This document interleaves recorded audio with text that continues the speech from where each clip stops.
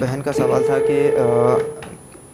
ماں کا درجہ تو بہت بلند ہوتا ہے، لیکن جب ماں ہی اپنی بیٹی کے ساتھ، سگی بیٹی کے ساتھ غلط برتاؤ کرے تو جی، اس کا کیا حکم ہے؟ ماں کی ذمہ داری یہ ہے کہ بیٹی کے ساتھ اچھا برتاؤ رکھے، اس کی اچھی تربیت کرے، اس کو تعلیم دے اور اس کی ضروریات کی تکمیل کرے اپنے اعتبار سے۔ لیکن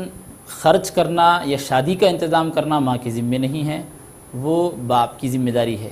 باپ کی یہ ذمہ داری بنتی ہے کہ بیٹا ہو یا بیٹی ہو، اب بات فی الوقت بیٹی کی چل رہی ہے تو بیٹی کی ہر قسم کی ضرورت کی تکمیل کرنا باپ کی ذمہ داری ہے۔ اس کے کھانے پینے کا خرچ اور اس کے دوائیوں کا خرچ، اس کے لباس و پوشاک کا خرچ، اس کی تعلیم و تربیت کا خرچ اور اس کی شادی کا خرچ، یہ سارے اخراجات باپ کے ذمہ ہوں گے۔ شریعت نے ماں کو معاشی ذمہ داری سے مکمل طور پر آزاد رکھا ہے، تو باپ کی ذمہ داری ہے کہ تمام اخراجات برداشت کرے، ماں کی ذمہ داری ہے کہ بچی کی تربیت کرے، اس کے ساتھ اس کو ساری چیزیں سکھائے اور آداب بتلائے